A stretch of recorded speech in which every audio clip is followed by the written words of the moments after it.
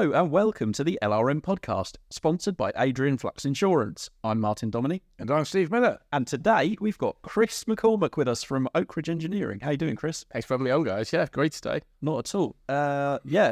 Basically we're just gonna we were passing, weren't we? We were in the area, and we thought we'd swing by Chris's house and have a chat. I've been trying to make out it was an afterthought. I'd actually planned this. Had you? Yeah. Crikey, we planned some. Oh, yeah, it's only 3 days' notice.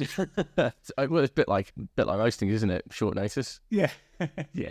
That's how the best things happen, really, isn't it? Exactly. So, Chris, you may know from obviously big player in the wheel carrier game, amongst other things. So just without, being too advertorially, tell us a little bit about what it is you do. So basically, ORE is a manufacturing business set up by myself back in 2017. First product we developed was our powder coating system.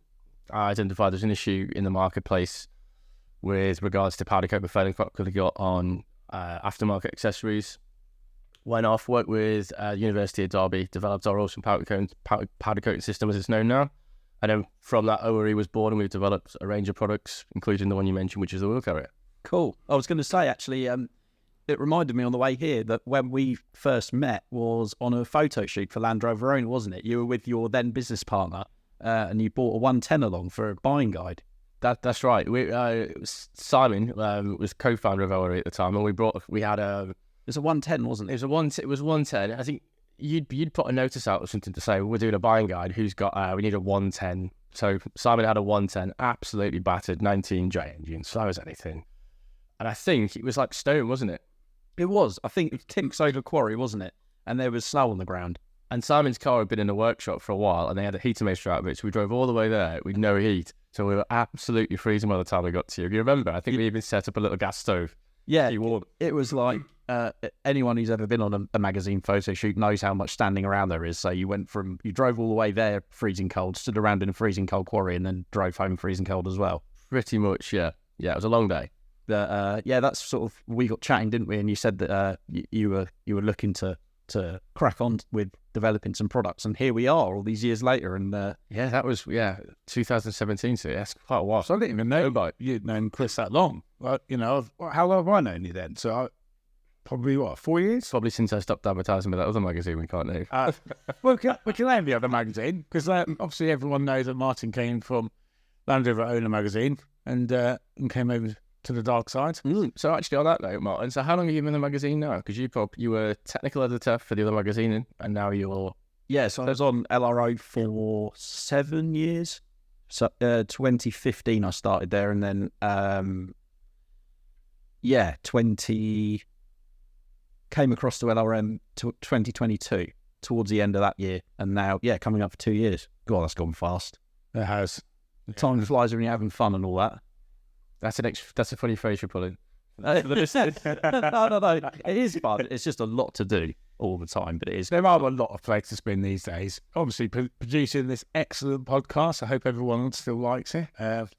If you don't, or if you do, put a nice positive review. Actually, we were doing same reviews, weren't we? Yeah, I had a quick look on Apple earlier, and we've actually got mostly 5-star reviews. There's one star for some reason. I don't know who did that. That was me. Sorry. Oh, Chris. So if anyone doesn't like this episode, because Chris said, to be fair, 4.9 stars looks more genuine than 5 anyway, doesn't it? Yeah, no, we're never going to appeal to everybody. I know we spoke to somebody the other day who's enjoyed the podcast, but his daughter hated us.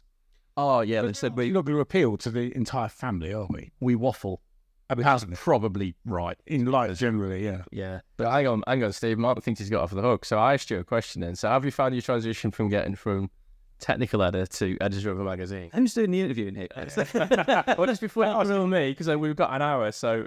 how do I find it? It was a huge jump and very daunting. Steve would tell you when he rang me up I rang you up about it. Yeah. I had to have a few days to think about whether I was actually cut out for it, because it's looking after one section's one thing, and it's doing something I was already familiar with, which is working on Land Rovers and then writing about them, to up the entire magazine, and now obviously email, podcast, YouTube, socials. It was a mammoth job. It's huge. And to be fair, at the time, like, I kind of decided Martin should be the man at the helm of the magazine. And so I kind of sold him the job. I am a salesman, I suppose. You certainly are. Yeah, it made Certainly down the rip. I made the job sound like an absolute walk in the park. And it is a difficult job. Everyone knows magazines are, they're hard work to work on, and they're hard to get out there and people to buy them, I suppose.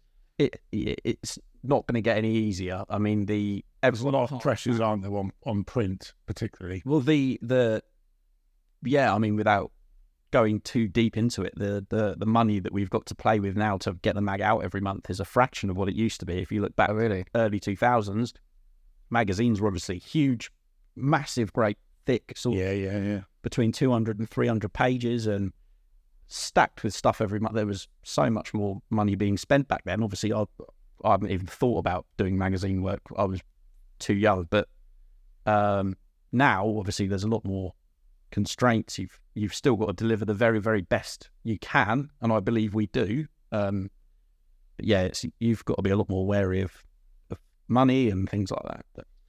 So one of the things about our magazine is obviously choosing cover cars, and so Chris, you can tell us a bit about cover cars, can't you? So I remember a conversation we had 2 years ago, 2.5 years ago? 2 years now, yeah. And you rang and said, 'cause obviously a huge supporter of the magazine, and you've advertised ORE in there with your wheel carriers and light parts and all the great stuff that you do. But you said to me, I want to build a cover car. So I was like, okay, well, go on then. What? And I was like, what? What? As simple as that. I said, yeah, because I had all the confidence that you were going to build a kind of car that our audience would appreciate. And you said, how long have I got? I said, well, if you want to go into the next issue, 6 weeks.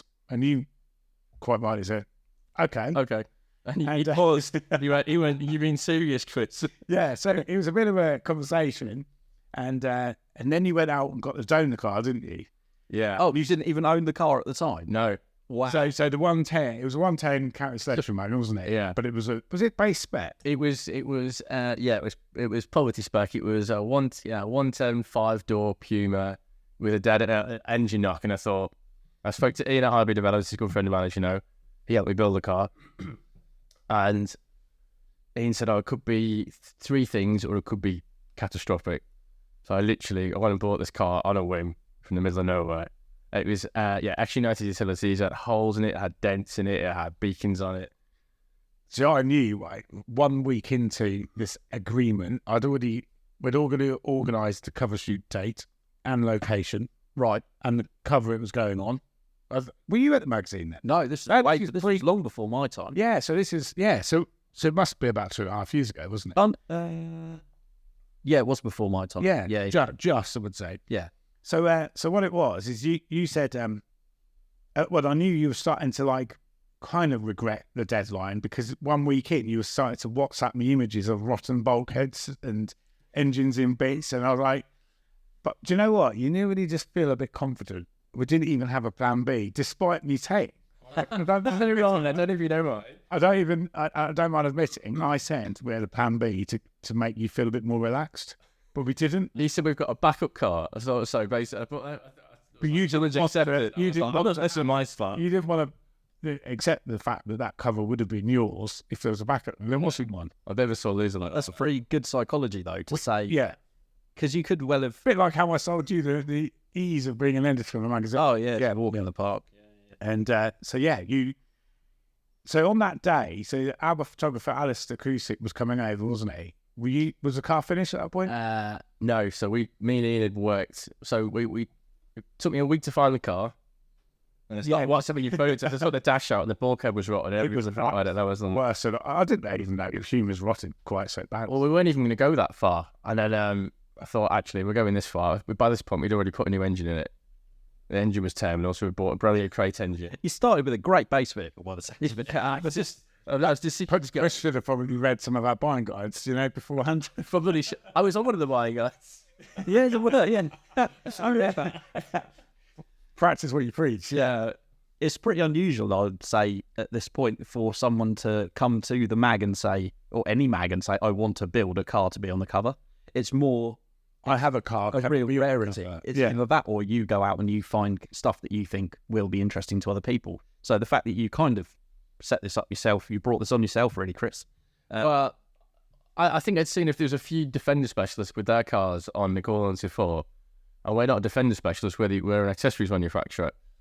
I thought, I really want to build myself a cool car, but I want it, if you're going to build it, I want it to be on a cover. It was like the whole boyhood dream tick stuff, isn't it? Everyone was sure. I was just actual edge. You want your car on a cover of a magazine. No, it definitely. People still, it's held in high regard even to this day, isn't it? Yeah, absolutely. We talked about influence quite a lot because I don't know if you know, Chris, but we've actually turned into influencers. Oh, no. Saying, yeah. We're going to start talking about follow ratios and how many followers you've got. And I would probably say at this point we are the most reluctant influencers ever. Yeah. But emails from people saying, I've bought a Land Rover based on what you've said, your influence, which is slightly concerning in some respects. Apologies to all the people out there whose lives have been changed possibly for the worse. had your advice. Yeah, by buying an additional Land Rover. But but you did pull it off. You did get there in the end. Yeah, well, what's my favourite saying, Steve? Go big or go home. Yeah, so you said that. It's a lot. When we talk about marketing, and Steve, and I'll be like, Steve, go big or go home. Well, two phrase spread on lights or whatever it was that week. So Steve then started like teasing me. I sent him a photo of this bulkhead absolutely rotted, and it was like, I've got 5.5 weeks to go. Turned up at Ian's with it on a trailer because it's now stripped it down in one of my own workshops, and Ian's like, what have you bought? Well, I'm being polite. He said many other words. Okay? I said and just Steve replied with, "What? Go big or go home, Chris." So I was like, I replied with some of the words again. I can't repeat. But I may have influenced you slightly to probably spend quite a lot more on that than you. So it's your fault. Yeah, no, it's not. You much that. Did you? So did you repair the bulkhead or did you replace it? We repaired bulkhead, new engine. There was loads of other bodywork that needed changing. Had new doors. It had power sockets on the side of the utility van sides, and I couldn't find utility van sides for love nor money, so I had to repair those, which was a nightmare to do because obviously it's like 1.5 mil thick. So you can imagine the mammoth, like how many attempts it took to do that. And we were going to keep it white, and I thought, I know, really confident. Remember this point? So I started polishing it, machine polishing the bonnet and the doors and everything else and the other bits. And the mate, he was a painter at the time, he comes in and he just starts laughing at what? He went, "You've got 3 shades of white on this." And I was like, "What do you mean?" He's like, "Well, that's Arctic white, polar white, and poverty spirit white." Whatever it was. So, yeah. And I started looking at it, I was like, oh no, it suddenly dawned on me. It was like, should we just paint it white again? And he was like, well, we're going to paint it on, you paint it a colour you want. And my favourite colour is it Benassi? Corris grey. Corris grey. So bore everyone with Yeah. Even the 4x4 van we just bought for Oakridge Adventures, the other business, that's stuck a grey as well. It's another very colour, so boring. But anyway, go big or go home. For me, kind of highlighted absolute dedication. Yes, absolutely. I need to take a leaf off. Before again, I'm a dig about my unfinished project that gets mentioned, Chris, in every single podcast we do. Rightly so. Yeah. Mate, go on then. It's all right, on the cover. Yeah, do you want to be on the cover then? Yeah, go on then. All right. Go big or go home. You've got 4 weeks to crack on. 4 weeks. We go to press next week. I can't find my 10 mil. So no, hang on, that's cheating because he's already got the car. I had to go find the car. Oh yeah, but mine. Yeah. Do you know what? I wonder how many hours it would take tonight. Yeah. How many hours would it take? A lot. I can assure you. No, it is. It's crazy because and the trouble is, and we've spoken about this before. The longer you leave something, because you were so dedicated to stripping it, building it, you don't have time to lose things or to lose focus. I was running the business too at the time. Well, of course. So I was going in at like stupid o'clock in the morning, setting all the work up for the guys for the day, finishing at 2, 3 in the afternoon, and then driving over to Ian's at ILB's, and we'd start working on the car that was on my car that was on his ramp. And we'd work till like 2 or 3 o'clock in the morning. Did you get COVID? I got COVID, yeah. And then you couldn't go home. I didn't want to give it to the partner at the time. Yeah, and you were in some hotel room. I'll have to stay at the workshop. Well, no, what I was doing, because obviously, Ian's got a wife and 2 kids, and he's like, if you go and get COVID, I'm going to pass on to him, and he's got to work too. Right. So I made the decision I had to stay at the Applebee Inn up the road. You probably drove past it. Okay. It's not I'll be polite. It's not a great place. You wouldn't Anyone looking for accommodation, and I've just had into a ship environment. Yeah. But so I was leaving Ian's at like 2-3 in the morning, and then going to the Appleby Inn. Wow. God. Waking up and then going to work.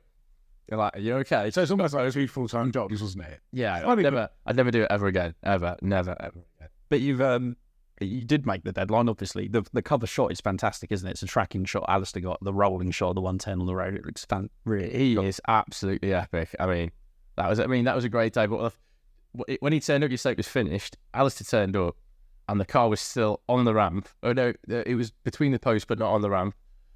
And I just said, Alistair, say to him, "Where's Chris?" And Ian sort of pointed and gestures, and I was under the car fixing the side steps on. That's how close it was. He literally rolled out, hadn't even driven it. Wow. He'd started it and hadn't even driven it. That was it. You still had like an MOT, didn't it, from you buying it? And, Yeah. And you kind of like, well, the MOT is technically still valid. So for the purposes of the photos, you could do that, couldn't you? Yeah. Wow. Yeah. Everything: suspension, shocks, steering box, engine, exhaust system, interior, you name it, sound deadening. Well, you must like it because you've still got it. I do like it. I've still got it. And I don't drive it enough, if I'm honest. But it's one of those things. Like I built it as a daily driver for me. So I was like, I'm going to spend a ridiculous amount of money on my dream car, my dream Defender. Yeah. Build it to my spec. So I put things I probably wouldn't have put in it normally if it was a weekend car. For example, the XS, limited edition, heated seats, went over the top and sound deadening. Yes. We put, and then once you're there, you're like, oh, actually, Ian's very good at convincing me to like, should we do this? Well, all right, means a recon gearbox. All right, while we're there, should we put a Winchester gear stage 2 ATV transfer box in? And you're like, all of a sudden, I just started with the right balance. Yeah. And I was more in the office going, sell no stuff. I suppose it's easy, isn't it, to spend somebody else's money because you haven't got the responsibility. But yes, that is right. But like you said, if you're going to do one thing, you're going to build your dream Defender. You're doing it once. You might as well get over the initial pain and enjoy it for longer. Yeah. If anyone actually listening wants to have a look at this feature, you can actually see it on our exact editions, can't you? So if you sign up for our digital archive, you can go back through our issues and have a look. Yes. Can't remember for the life of me the cover it was. 2022, obviously. You'll recognise it straight away. Corris grey. Very cool. Yeah. Corris grey 110. A really great rolling shot of it. It's also listed on our website under builds. Oh, So I'll take you to your website and there's a list of all the kit we put on it as well. Ah, fantastic. So check it out. Have a look. See what you think. But so you said you built it for your daily driver, but your daily driver is actually now a Discovery 4. I'm going to bring that up. Oh, well, yeah, I love the Discovery 4. I was having a right look at it out front there earlier on. So some personal circumstances changed about 18 months ago, and I have an additional car at the household now, which is a Discovery 4. Nice. So, and I've always wanted one. I had a Discovery 3, as you know. Yes. Spent most of its time on the ramp and bits. Like Steve's one. Yeah. Mine was a good one. Well, it seemed to be. Well, the plan was to sell it. I was supposed to sell a Discovery 4. I thought, I can't afford this. Is ridiculous running 2 vehicles and all the other vehicles at work, etc., the work vehicles. And I started driving it for a couple of weeks, and I was like, it's like a flying armchair, isn't it? And I forgot how much I missed. When I had a real job when I was a project manager, I had a Discovery 3. And I loved driving that. However, I spent a lot of time on the ramp with its body separate from the chassis, changing indicator bulb or whatever, with some ridiculous usual stuff. Drop the 10 mil. Drop the 10 mil, yeah, turbo crossover pipe, you know how it is. So I got in that, and I was like, heated seats, winter, driving along in that, no rattles, no screech. You can actually make a phone call in it. It's a proper nice spec as well, that D4. HSC, yeah. With SDV6. What colour is it? Oh, that would be... Oh. Corris grey. Is it Corris as well? Oh, it's a nice one on the D4. Probably because it's dirtier. I made it. I thought they called it something differently now. They mix and match Those paint coats. Oh, wow, fair enough. It's a lovely thing. If I were to have a D4, that's the sort of thing. Yeah, that needs to be the spec. The 3 litre. It just flies along. So Chris, what would you say as a Land Rover enthusiast? What is the ultimate Land Rover? What is your ultimate Land Rover? I have both on the driveway. Yeah, there's no such thing as one, is there? You have to have two. I think they've got different uses. That's like a mobile office. We've got 3 workshops dotted around. If I'm driving around, like in the Defender, we put a load of sound in it, spent a lot of money in it, put a Gucci sound system in it. There's a lot of time I can't even hear myself thinking it, let alone make a phone call. Whereas that, it's just an armchair. It's automatic. Put your foot out, it flies. Yeah, just fantastic. But don't get me wrong, I absolutely adore. I get in the Defender and I smile straight away. I go down the road, and it's like you're driving on the road and you see like little kids turn around and start pointing because all the lights are on at DRL, so and it just looks cool, doesn't it? It's a big winch on the front. You know, it's like a Christmas tree, isn't it? All the roof rack on it. It looks cool. So that makes me smile, and it makes me smile just driving it down the road. But practicality, It's hard to beat D4, isn't it? It really is. it's just a comfort thing. I'm not against Range Rovers, but I was never a fan of the Range Rover in that respect. But that my friend's got the same year as that. You know what? Is it LT? Range, what's yours? A 16 plate? Yeah, That'd be L405, but yeah. So he's got one of those, and I'm like, that's proper lush, cream carpets, cream interior. I couldn't have that. They could do it like straight away. oh, I get it in dirty jeans and walk around the workshop, but that's lush. And then you get in that. It's the same sort of feeling. yes. Yeah. But not as refined, but more practical. Yeah. And also, I can get a pallet in the boot. Yeah, of course. Yeah. My drop side truck at work we used for deliveries broke down one day. There was only one pallet this particular day. So I said to Alan, take the keys, literally with a forklift truck, put the pallet straight in the back, drop the seats down. That was nervous. Yeah, it's not the car. It's not the car that do that. No, definitely not. Yeah, they're a hell of a thing. But Defender-wise, is there anything you'd do differently if you were to do another one? You clearly Obviously, do another quite probably spend a bit longer than 6 for 6. Okay, so a friend of mine he's doing the Spine Race series. You know these guys that are crazy and are running across Scotland over 3 days at a time. Right. He come to me after seeing that and said, "Can you build me a car?" I went, we're not a Land Rover specialist. It was my car. It was just a one-off. Ask us about accessories. He's like, "Well, can you source me a car? Do you know someone who can build a car?" I said, "In RB Developments, he can build a car for you." And he was like, "What was the budget?" I told him what I'd spent on that, and he was like, "Yeah, our budget isn't that much." I said, "Mine wasn't either, but ask Ian about that. He'll soon look it up for you when you start spending money on it." But to answer your question, Mark, what would I do differently? I went and found a better spec car to start with, a better condition car, I should say. Right.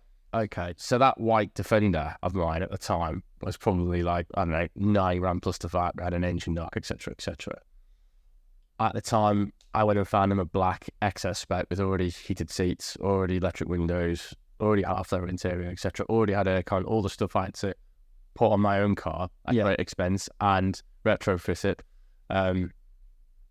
That's what it was to do it again. I go buy a better condition car and use that as a base model. I suppose the thing to consider though is when you bought that 2.5 years ago, prices of Defenders were exceptionally high. Yeah, they are, and they have all calmed down a bit. So you probably would do that now, wouldn't you? And you wouldn't be so the choice. There's a greater choice now, I would say. Yeah, definitely. They were all getting snapped up as fast as they could get listed. A couple of years, especially over sort of COVID times, people went mad for them. It has calmed down. There's a few more on the market now. You have got better choice, but that's a great answer, and I think probably one that a lot of people will relate to is we really do want to buy the best you can find, the best you can afford to start with, because otherwise you're just fixing tons of issues before you even start on making it your sort of perfect vehicle, I guess. Yeah, we literally found 14 plate black XS spec, 110 utility. Tiny little bit of bodywork, a little bit of rust, clean the chassis up, in service to do a few little tweaks to it, and literally bolted all our kit onto it. It was done in 3 days, not 5 weeks. Of course, repair and restoration is somewhat trickier, isn't it, than bolting on? I suppose, Like niceties. it's been more work, but you know that vehicle inside out now, and you know that you've put right the bits that it needed, and you've got sort of an idea of. I'd like to think you're not going to have too many issues creep up on you. Touch wood. No, touch wood. We'll touch You're right. We're all touching wood. Like, started tomorrow. We'll start. You're right though. I know that car like intimately inside out. Every nut and bolt I've had my hands on. Everything. And there is something nice about that, knowing that I know what's on top of that chassis. I know there's no rust there or rot there, or I know that the floor pans have been sealed properly with the proper brick part number frame, etc., etc. The amounts of nuts, bolts, and widgets is ridiculous. And Ian, he like knows all these part numbers off the head. He's like, "Oh, it's NRC, blah blah blah." And I'm like, "What? How do you know that?" It's just It's mad, isn't it? Yeah, if you're in amongst it every day. But I think from experience as well, having owned quite a few Defenders, and there was a again, it was a silver 90 we had, and I redid that in Corris grey, and I just ruined that car. It was just a nightmare. I shouldn't have done that. I was going back 5 years. But I find historically a lot of these Defenders, as you probably know yourself, some of them that haven't been that looked after or changed hands many times, you take the dash out and you find all sorts of gremlins. You find an owner 1's wiring with owner 2's wiring with owner 3's wiring. Like that car, I know what's exactly behind that dash. I can tell you exactly where our tracker is, where this is, where that is, how that goes together. And there's a lot to be said for that. I can completely relate to that. I bought a Defender 110 county station wagon a few years ago, and it was not. It looked kind of standard. It had a bull bar, it had checker plate, stuff like that. But when I took the dash out to change the radio or something, and it had one of the centre panels in it. I took it out, and it was like meters and meters of wiring with Scotch locks, twisted and taped wiring, and it was like I filled a cardboard box with awful non-standard wiring, and it was like, thank God I did it, because a lot of these wires were like uninsulated and just chilling behind the dash panel. But yeah, it's getting something down to a point where you like you see with the rust as well, the chassis, you know that's protected properly. A lot of them aren't. Like they were really, Land Rover were quite tight with the paint and the rust proofing on the late Pumas. You'd see them at like 3 or 4 years old with orange everywhere underneath. Yeah, you see them going down the road now. Yeah. Especially on the rear out face of the cross member, you think, that's really unattractive. Yeah, they were, yeah. I don't know if someone had forgotten to refill the paint gun or something when they probably chassis. Friday afternoon car or something like that. Just like, robot to paint without any spray can at the end. Yeah. just a dusting of satin black and send it out. But yeah, no, that's good. It's So ORE then, Oak Ridge Adventure. The other one. You can't with too many companies, Chris. So Oak Ridge Engineering, wheel carriers. That was what your first product? Well, technically the first product was our powder coat, as I said earlier. Okay. Then we did a steering guard. Okay. Then we did seat box column protectors, and then we did the wheel carrier. And Martin, I remember every time I bumped into Martin at the show, when you were the technical editor, you go, "Can I put it in the magazine yet?" In the new kit section, and I'd see him and I'd be ducking. Martin's going to ask me if I finish this wheel carrier. And I think as engineers and designers, we all suffer from one thing, and other people in the industry relate to this. So they do something similar to what we do. You never want to finish the product because you're always looking for something more to finesse. Okay. So I kept finding little problems, probably things people would never have spotted or thought of. So it just kept it was always another couple of months. And Martin would be emailing me going, "Is it ready? Is it ready? Is it ready?" And I put a few snippets up on Instagram, wouldn't I? And he'd be like, "Great, can I put it in? No, not yet. Yeah. It was exactly like Chris has just described. I ran new products in that magazine as well, so I had to collate like 30 new products every month to go in, and I knew these wheel carriers were on the horizon, and I knew they'd be really popular, so I was constantly badgering you to, you're going to send images over it? Well, I'm not quite ready yet. I found another problem, I need to revise this or change that. And it's like, okay. But I think anyone who's owned one will attest it was worth the wait. They're a really cool bit of kit. And wait till you see what's on the horizon in a couple of months. Oh, a couple of months, is it? Right, okay. Christmas is, you write that. Oh, free up a slot in 2026 then, Chris. Oh, that's hard. No, I'm only messing. But what I was going to say there is for listeners that are not familiar with the wheel carrier that Chris, you produce in your company, it's a single arm wheel carrier, isn't it, for the back of a Defender? So unlike the ones that are bolted on the rear doors, that's taking the complete weight of a spare wheel, isn't it, onto the rear cross member? Yeah, so single wheel cassette. Yeah, so we've got two taper roller bearings there, which are effectively car wheel bearings. So well over engineered in that respect. Mounted straight onto the existing holes of the rear cross member, so it's straight onto the chassis. As you said, traditional versions on the market, or the common theme would be to drill the tub. Yeah, the capping at the top of the tub normally, isn't it? The problem with that is if you've got a soft top, and that's quite popular in America, for example, those hoods sit over the capping and sit down. Well, on the traditional style wheel carriers, they won't fit over that.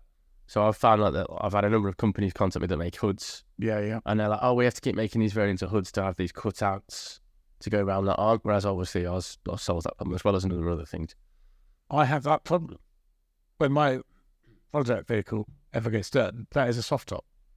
And it has one of the other wheel carriers on it. I didn't even know you at the time. Okay. And that the canvas tool doesn't sit over the thing properly. Yeah, that's very true. The other big issue you get with your traditional type wheel carriers is after a little while, because they're supported on bushings normally. A spare wheel is obviously a big heavy lump, and the whole reason you're taking it off the door is so that you don't fracture the door, which is a big problem. The doors crack and then they flex and the frames break down. They rattle. If you've ever been a Defender or a Series with a rattly spare wheel carrier, there is horrendous. Infuriating. No. You want to rip the rear door off, don't you? Well, also to the point, they still don't actually take the weight technically off the rear door. They assist it, but don't take it all off because they sit on a slide that's on the rear door. Now that slide doesn't allow the wheel and arm to go up independently to the door. So if you imagine your hinges are worn, most of mine are Land Rover, because they've had a wheel hanging off it, and you open the door fully. Ours, for example, is on a linkage. If the door sags, the arm stays in the same place. Yeah. And also when you slam the door, it's sort of steel on steel. So what you're doing is still putting all that force to press against the frame of the door. Whereas ours has got that anti-vibration route, so it takes a lot of the shock out. So if you see one of ours on the road, you'll see the wheel moving a tiny little bit. That's normal because obviously that movement is the rubber doing its job and protecting that movement for the door. If you imagine that wasn't there and it was bolted to the door, that movement you're seeing is actually being transferred directly to the door, which is why, as Martin will know, and you open the door on a Defender, there's usually cracks. Yes. Where they like stress fractures where they fail, and then you take the door card off, and I get it all the time. Customers say, "Come to fit your wheel carrier, taking the old one off."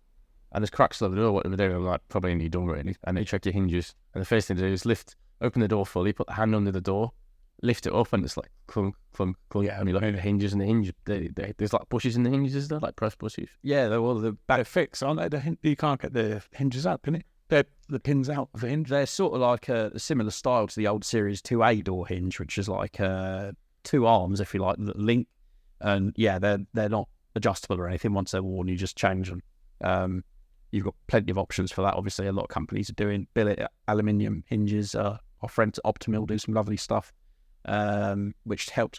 I wasn't aware of how much door hinges affect how a Land Rover feels and drives and sounds until I drove Series 2A that Terry Hayward did, that EcoBoost one that was on the cover. Yes, yeah. That had one-piece Defender door seals. It had Defender TDCI hinges, which have a lot less slack in them than the squared-off older-style Defender hinge. And it was so solid. You could hit potholes in it, and there was no noise at all. The body was just completely rigid, and you never, ever get that on a Land Rover. You get, there's movement in the doors, the bulkhead tilts slightly, the cab rattles, things like that. But this thing was just, because the doors, it had anti-burst latches on it as well, which are much better than the standard ones, than the older style ones. It was just so eye-opening to me. And I wrote the feature on it, and I included it. It was one of the first things I talked about because I was so impressed with set up properly with modern parts. They don't have to be awful. And obviously, taking the weight off the back door, sorting out any fractures or cracks, and then putting decent hinges on and taking the weight off it fully is part of that reduction in stress through the body, which isn't really designed to take much load anyway, especially when you go and fit bigger wheels and tyres, which a lot of people do. So we had this a couple of weeks ago. So we did some work on Richard Hammond's truck. Oh, yeah. So that's on Drive Tribe. He's a big Land Rover man, isn't he? Yeah. He's massive. Yeah. He loves his Land Rovers. But his one of his mechanics was like, we can't get about with this rattle. And I didn't think we were there to just blitz the car and do that and be done with the filming. And it wasn't until we fitted the wheel carrier, when the rubber buffer is pushing against the door plate on our wheel carrier, because it's taking the weight off the door, the top of the hinge is rattling. And on that video that's on YouTube, you can see him and Richard Hammond pushing the top of the door, and you can see how much play is on the top hinge, because it was warm, because it had the OEM carrier on it with all that weight on the wheel. So it just goes to show you how much, how quickly those hinges were, because that was like one of the last ones up the production. Yeah, it's cracking bit of kit. I mean, Richard Hammond's Land Rover collection. It'd be nice to have Richard Hammond on, actually. So if Richard's listening, get in touch. If you fancy it. Yeah, just editorial. Yeah, drop him a WhatsApp. I'll just do that. Is he in your phone book? Has he got his number? Do you like the most famous person you have in your phone? There's probably a few more, but Yeah. Really? I'm not going to say. We can't say on it. Oh, okay. No, it's So when we stop recording, okay. Then we'll tell everyone next week. Maybe no, we'll just keep it a surprise, and maybe we'll just have like some A-lister turn up on our little podcast chatting about Land Rovers. That'd be good, wouldn't it? It would. But, Yeah. So for sorry a minute, hang on. Bruce Willis is calling me. Wheel carriers, right? So most recently, I guess one of your latest ventures was Oak Ridge Adventure, which we never get mixed up at all. No, you might not. I do. So at the office, we call it engineering or adventure. That makes sense. Yeah. Cool. One is the engineering side of the business, which is the manufacturing, and it's all defender specific. And we've got a range of lights we import from Germany with the UK for light parts, as you guys know, and obviously Vicky would. And then the adventure side of it was to focus on other markets outside of the Land Rover market. Right. Okay. So we're a bit under pressure from the guys in Germany to say, right, you need to sell more roof tents. Right. We're very defender focused. The last thing we wanted to do as a business owner was dilute the brand. And as you know, obviously, ORE, 4x4s and engineering as we know it, is very defender focused, isn't it? And then we've branched into a few other little things, but mostly defenders. So when I set the business up, I didn't want to become a supermarket. My aim was not to be that, like a Land Rover supermarket, where you go in and you go in the same division and get 10 different brands of everything, can't you? Yeah, very much. Yeah. We only do one type of lights because we believe in that brand and we've tested it. And same with the roof tents and obviously our own manufactured products. So I was like, how do I push these really good products into other markets, whether that's the pickup market, the Ford Rangers, the Hiluxes, etc., and not dilute that brand. So that was just a mechanism to do that. And there's quite a few other things on the horizon next year to do with other ventures. You've probably just seen I bought a 4x4 van. We rebuilt that. Have you seen that? Yeah. And what colour is that? It's things called Ignium Grey, but it's very close to Corris Grey. Yeah. It's a factory round colour. You know, I like this stuff. So basically, if anyone's got a Corris Grey anything, just email us and put you in touch with Chris. Yeah. Or they can go directly. Yeah, so it's in the office. Yeah, so that's a 4x4 van, which are quite rare. So we're just pushing into that market as well because there's a demand for all the accessories such as the wheel carriers that go in the back of the doors and stuff like that. So which is right up our street in terms of what we do. Yeah, there really are. That whole sector just seems The van life. boom. Hashtag van life all over the place, isn't it? Hashtag influence. Yeah. Hashtag not sponsored. Yeah.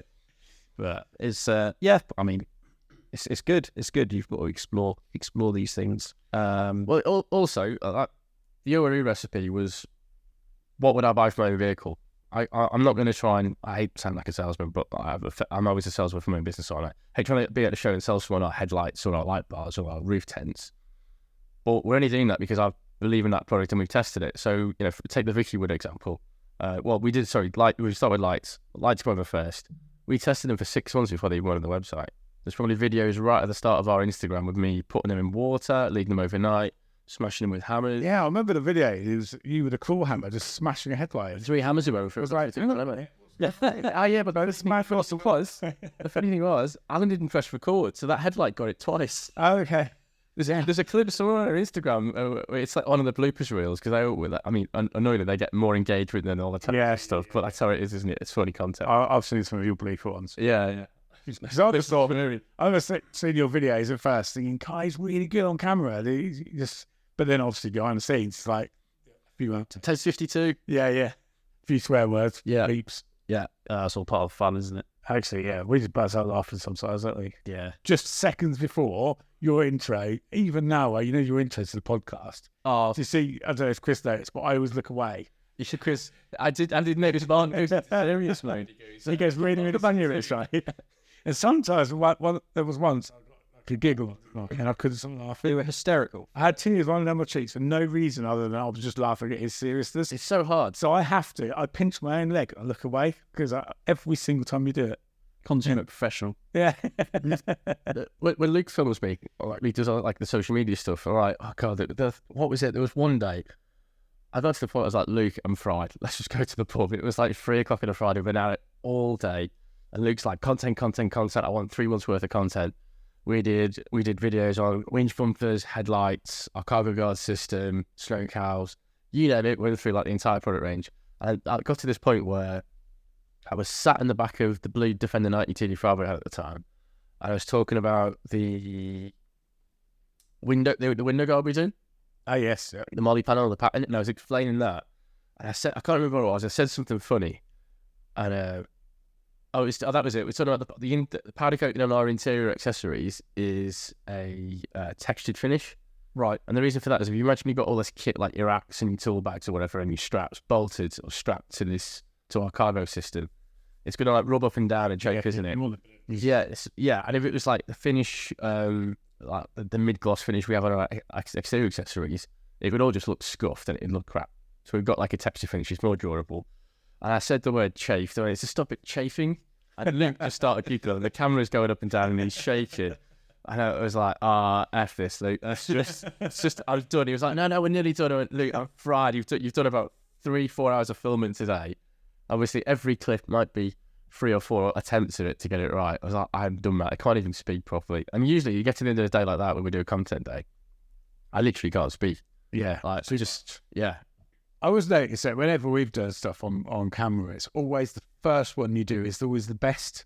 Generally, yeah. Yeah. That's weird. Because you've not overthought it. Yeah, if you do stuff, I'm always better if I'm doing something at the same time as talking.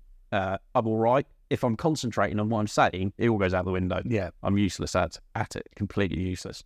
I can do something like the Britpart videos we did with those guys a few years ago when I'm changing an EGR valve. I'm there changing an EGR valve, and you'd think that would be difficult to do while talking to a camera, but it isn't, because you're just talking basically to yourself about what you're doing, and it worked really well. The moment you have to try and actually put effort in and like present, it's impossible, and you just go to bits because you're overthinking it. It's tricky. So in terms of I mean, we joke quite often now about being influencers. You do actually use a few influencers yourself, don't you, to help promote this and to also test. Sure, this is a very political subject. We're sure we're going to cover it. Oh, is are we okay. No, joking. No, joking. Yeah. Joking. No, carry on. No, it's just that you use influencers to test some of your products, but obviously there's influencers and then there's guys that absolutely use the stuff. And one of the guys we follow quite a bit is Jack, isn't it?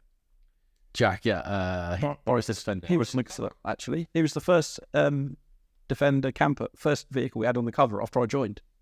Yes, right. And it was freezing cold, and we shot it by a river on a lovely little campsite. That was one of your first editions, wasn't it? Yeah, the first one I worked on. Yeah, lovely guy. Been downhill since then. Yeah, no. So on that point, we sort of circumnavigated, but we're talking about testing products. Like I said about the lights. Yeah. So the roof tents, the company in Germany, you're like, we're sending you some roof tents. I'm like, these crazy Germans are sending me roof tents, but it's actually owned by the same company that does the lights. So that was their relationship. I was like, I don't really get involved in roof tents. We need to do quality kit, and we can't dilute our brand. They're like, well, we'll send you some. I was like, these roof tents arrived. I was like, I'm running a business. I literally don't have time for this. I was like, cool, Jack. I said, Jack, do you want to test one of these for me? Zach, What about for? Oh, yes, yeah. And they went and tested it for 6 months, and you didn't see that for sale on our website until they come back and said, this, that, and the other, etc., etc. And as you just said, the point you made there, Steve, is they actually use the kit. It's not like given to them and please say nice things. This is yeah. God, you said about getting political. This is where we are getting into dangerous territory here, because yes. It was going to happen at some point. This is a 1-star review because Chris McCormack's turned up on the show. Might as well be now. So the problem I have is the influencer thing. I think is labelled. Once you've built up a following on your chosen platform, and you're maybe approached by companies, or you go and approach companies and you say, I like this, or they say, would you like to try this? You're then given said product to test or otherwise, or just presented with it and off you go. They will either be hassled to make content as quickly as possible, or they'll make the content off their own back. But of course, whatever they've been given is going to be fantastic. Yeah, Also, I'll add to that. Integrity in that. Also, I'll add to that. A lot of these companies, and this is news to me, put contracts in place. I bet they do. To say, we want X sort of content from you. This, like, now, I just want to make the point here. Well, listen, I'm really doing my best not to make this political, but there's a lot of guys out there getting a lot of flack, and I think there's a little bit of jealousy because they think you're just giving them free parts and they're like doing videos. Firstly, that their content's brilliant, as you've seen. Yeah, sure. They're professionals. That's what they do in the real world. That's their job. Jack and Zach both are. That's what they do. But a really good example Zach, who's brand, if you like, the Scout, the Defender, and they're not employed birds, they're just their own independent entities. They've got their own channels, etc. They've become very close friends now. He'd bought, I think, a wheel carrier, steering guard, headlights, and some corner protectors before I'd even spoke to him. And he come up to me at the first show we did, first LRO show, and he was talking to Jack. And Jack comes over and goes, "This is Zach." And I'm like, "Oh, all right." Yeah, I'm shaking this guy's hand, and he's got a big SLR camera in his other hand, and he's there with his girlfriend, shaking his hand. And I'm like, "Yeah, you're all right, mate. Yeah." I'm sort of, why has he made a point of introducing this guy? Not that you shouldn't, but it was just a bit the way he did it. And I went, This is it's Scout the Defender. I went, "Oh, Scout the Defender. You've been tagging us in all these posts, and I didn't even know who you were. I really appreciate it." When he says that, I literally won't open my laptop at the show, typed in his name, and here's all these orders over the last 18 months when he paid full amount. He'd actually used like the Boris 5 discount code. He used Boris's discount. But that's what people do. Everyone does that. But, of course. But it's only 5% off or something. Everyone does that. But the point I'm making is, he was a customer that has spent thousands, and it was me that said, "Do you want to come test some products with us?" Because Jack's theme of vehicle is slightly more classic looking, and yours is a bit more Chelsea Trust looking. And that's how that relationship started. So, yeah, I just wanted to make the point that these guys are like, you started purchasing products. They wouldn't like. There's times when I've given them products, loaned them products, or they've had discounted products, and they go either, "I don't really suit my vehicles, I don't want it," or else people might have it because it's free. Yeah. Or they'll go, "Actually, Chris, this is a bit naff," and I'll feed back to the Germans, "Yeah, we're not going to sell this range of headlights." So that's real world testing. As long as there's, I mean, again, I don't actually have a problem with people doing it. What I have a problem with, and I'm sure other people are the same, is there is sometimes total lack of integrity where someone's given something and they shout about how fantastic it is when actually probably isn't. There's probably better options out there, but you're not being subjective. You're just saying, "I've got this. It's fantastic. Please, you click this link and I get a kickback." It's great. And it's like, if something is no good, you shouldn't be telling people it is. That's my issue. Well, and this is on that point, I've even had people contact us. I mean, we get it every week, as you can imagine. I'm sure everyone else in the business, like ORE, gets emails every week. "I was such and such, and I've got X amount of followers. Do you want to send us some free stuff?" They literally go into the junk drawer. Right. And funny story, and it was Jen at the time said, "You need to check that email." Jack sent us an email. I filed it in junk. Okay. And it wasn't until I seen the video for he says, "Well, I recognise that name. In junk. I'd already filed it in junk." Does he know you, John? He does. Yeah, he does now. No, we joke about when we get together for a beer. He's like, "Oh, he put them in junk straight away." But because again, that's like, there's so many of those emails going through. To be fair, I've sent you emails and you've put me in junk before. You're always in junk, Steve. Yeah. Mark's come through with. Oh, mate, isn't it? Oh, it's Martin. Would you like to advertise in Land Rover Monthly, John? But yeah, I get to that point. I've had guys email us saying, "My car's being featured in a couple of months in this particular magazine. Do you want to send me some stuff so it's on because it'll be on the cover?" Really? Yeah, well, I've heard of this before. Yeah. So Pat was aware of this, by the way.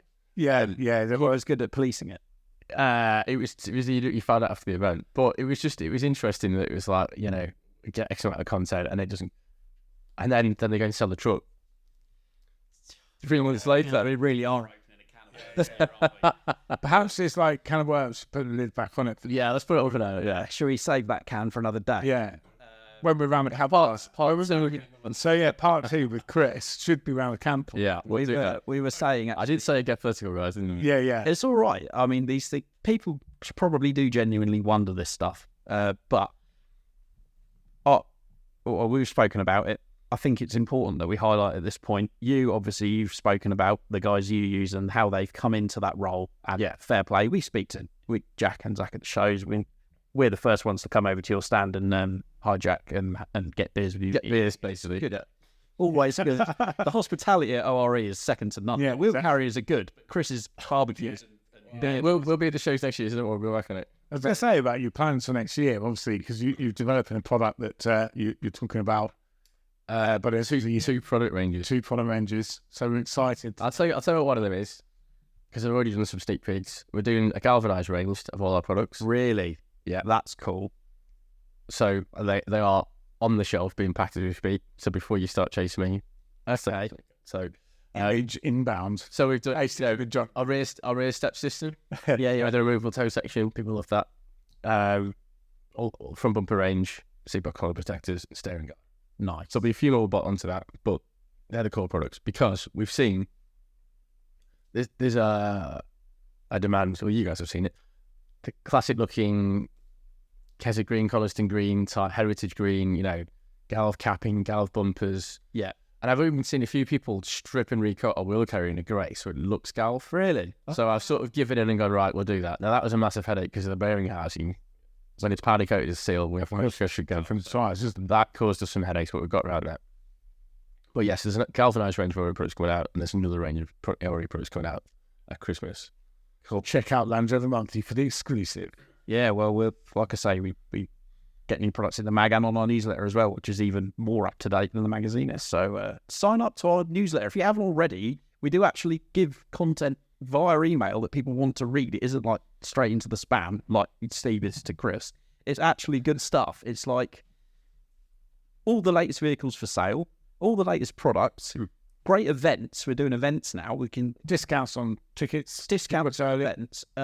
Just head to the website landrovermonthly.co.uk and sign up to the newsletter because it's free and it's actually good stuff. Yeah. So, and the more people that sign up, the more we'll get Fix out my newsletter. You should have done. Yeah.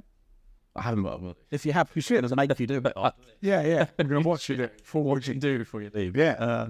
yeah, no, it's all good fun, isn't it? But We're proud to partner with Adrian Flux, an insurance broker that specialises in covering all types of Land Rovers, including classic, ex-military, modified and Q-plated models. Adrian Flux offers a range of optional extras to make the policy your own and can provide cover for off-roading, green laning, agreed value and build-up cover. Plus, they even offer a discount of up to 15% for Owners Club members. Simply search Adrian Flux Land Rover Insurance for more information or call them directly on 0344 728 0417 for a quote. so what shows are you planning to come to? We hope to have you at Malvern. We'd love to see you at Malvern. Steve won't talk to me. Steve will pester me until I book the slot. In fact, I even said, I think last year, it was so good, but I'll definitely do it next year. Yeah, just came on. Steve sent me an invoice for 2026. No, I haven't. Anyway, you'll only find it in your spam folder. That's when I'm just joking about stuff. Yeah. But no, so we've got some events planned for next year. So you can, again, find out all of those dates on our website, can't you? Certainly, The events section. Yeah. But our big 2-day is when some people can probably get up close and personal to some of your product range. Yeah, so there's an assumptive right there, right? So now that you can't go back on this. Well, we didn't. I purposely didn't do any shows this year, as you know. We've been mega busy at the new unit, trying to set up our new showroom, etc. I thought about doing a mini show, and before you know it, we'll be in October now. Yeah. But I didn't realise how much I missed doing the shows because it's just a way to interact with our followers, our customers. And obviously our other peers, we get there's other companies in the industry, and it's good to see them. And also, when the show finishes midday, as you know, we all go sort of mingle, don't we? We'll wander around each other's stands. It's that's the social aspect of a show. That's what people can see and touch the product, and they may not buy the product there and then at the show like they perhaps used to do 10, 15 years ago. But they go away, think about it, and 2-3 months later they've finally allocated some spare cash and be on your website buying stuff. We're going to do a bit different to what we normally do. Okay. We had a big exhibition fair, didn't we? Yeah, sounds quite odd. Yeah, so that's gone. Okay. I sold that this year, which was because I made a pact after all the stress of doing shows. I don't know what you mean about stress. So, you can imagine trying to mobilise an entire team with full exhibition trailer and all the stock. It's like 2-3 weeks before. Cash to me, I need the show prices for this to put in the till, to put in the card reader. And then you come back, literally, everyone's knackered. Sunday, trailer gets dropped off, cars get abandoned, don't even unhitch it, drive straight into the unit and stuff. It's a lot of hard work, going to a show. Yeah, we do actually really appreciate how much time it takes every trader that comes to 1 or 2 day shows. The amount of, you don't see it when you visit a show, but the days that go into it before and after are just incredible. As well as obviously getting everyone there, setting up, making things look nice. It is a big, big job. it takes us the best part of a week to empty the trailer and reallocate all the stock. Because obviously we sold some stuff at the show, so we have to do another stock take effectively, just for the website to be accurate. Of course, yeah. The amount of resource and time there is ridiculous. I mean, for a 2-day show, I mean, I'm already well into planning our event next year. When is our event next year, Steve? 16th and the 17th of May. You heard it here first. 25. Is it 16th and 17th of May? Be there or be square. I'm on holiday that week. No, you're not. Yeah, it's cancelled right now. But no, I mean, you know, I'm well into planning it now. Got some great stuff. We had a conversation on the way here, didn't we? We had some really exciting happening at the show. Are we the first to sign up? Yeah. Do you want to be first? Who's beat me to it? Well, there's lots of people. Lots of people who came last year are keen. But you'll probably find you'll stand around the arena, won't you? So I'm not really upselling you to the arena spot. You see? Yeah. So because of the pressure, When you just that's 25. No, good. So how's the show going from? How many shows have you done now? Two Two at Malvern on the 2-day. Completely different year 2 to year 1. LRM live. This is LRM live. LRM. Yeah. I did the first show with you guys, didn't I? You did. And that show was kind of born from what was a 1-day spares day. So you've got to try and, you know, the investment that we have to make into making a 2-day camping show, you know, with the arena and all of that good stuff. There's a heck of a lot goes into it. So it's good. It's growing. And no doubt year 3, obviously next year, will be bigger yet again. So we just want to allow it to grow organically, really, without forcing it, and hope that many, many people will return.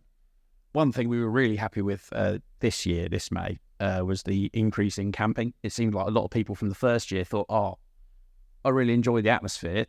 It's quite different to other shows, in a way. But it helps. It's where it is. 3 Camping Showground at Malvern's absolutely stunning. Backdrop is amazing. You want to be for the weekend, really. And, you know, that whole social aspect we spoke about, where you obviously come and see you at the events and we have a wander around and chat to people. You don't necessarily get that as a day visitor. So camping really does make it, in my opinion. And we saw a big uplift, didn't we, in camping this year, and we hope that will grow again for next year. Come and have a party with us, basically. Well, it usually turns into that. I mean, the second day is usually a hangover day, isn't it? Yeah, not so much for me these days, because obviously, you know, there's a certain response. But that's one. Yeah, right. No, don't tell everyone. Oh, yeah, that wasn't our show. I know, actually, it wasn't. You were. Yeah, I was. I know which show it was. We're not going to say, but that wasn't one of your shows. But you can say. I think it was billing. Yeah, but you just had an LRM stand. Yes, I found something. I seem to fall into that trap. You were still drinking the beer when I left. Yes, it's quite easy in a good way, isn't it? Because the more people you see that you get chatting, and there's there's such and such. There's another beer, and before you know it, and we do our show and tell thing. In fact, you've been on the show and tell, haven't you? With showing your vehicle to. Oh well, I'll have another car this year. Do it, yeah. Okay, yeah. What's the? Where me and Jeremy decided, a good friend of mine, Jeremy with Kobo Fasteners. Oh, yeah, 6 right, yes. We've decided we wanted a bit of a jolly boys outing next year and a bit of an adventure. So we thought we were looking at doing the Scrow in the Moroccan desert. Okay. Desert. And then last in into Jeremy's found the Santana Trophy, which is Land Rover focused. Yeah. So I couldn't remember. I was trying to tell Martin on here. It's so we're doing that. We were going to take my 110. And obviously, how much time I put into that. I thought, do I want to be spending like months taking sand out of it? Jeremy's got a Chelsea tractor, so he's definitely not taking that as black utility. He's going to kill me for saying that. So we've Well, saying he's got like a clean lander. Yeah, yeah, basically. Yeah. So sounds definitely going to owe him a beer for that. But yeah, so we decided we're going to sign up to that. But we're going to build a truck just for that. Cool. What is it? Can you say so you're going to start? Was it going to be a Defender or? Well, we've gone around the houses. We were looking at walls a bit. I'm in to look at 3 or 4 this week. Does it have to be a Defender? It has to be a Land Rover. Yeah. It's inside the Land Rover. Yeah, I see a Series 88 109 Defender 90 or 110. Cool. I was going to say I've seen photos from previous Santana trophies, and there's a real good mix of classic stuff in there as well as like the newer Defenders. Really, really smart. So I do a Discovery. I'm not sure. I've only seen in all the content. It sort of seems to be Land Rovers in series, Defenders in series. The Range Rover Classic has done it. Has it? Yeah. Maybe Land Rover's only a... Okay. But oh wow, yeah, that'd be good. Keep us up to speed with that. But yeah, building a car from scratch. We've got to do all our training. Ed Cobbler's going to do some proper off-road training with us, driving in sand, stuff like that. Okay. First aid training, all that stuff.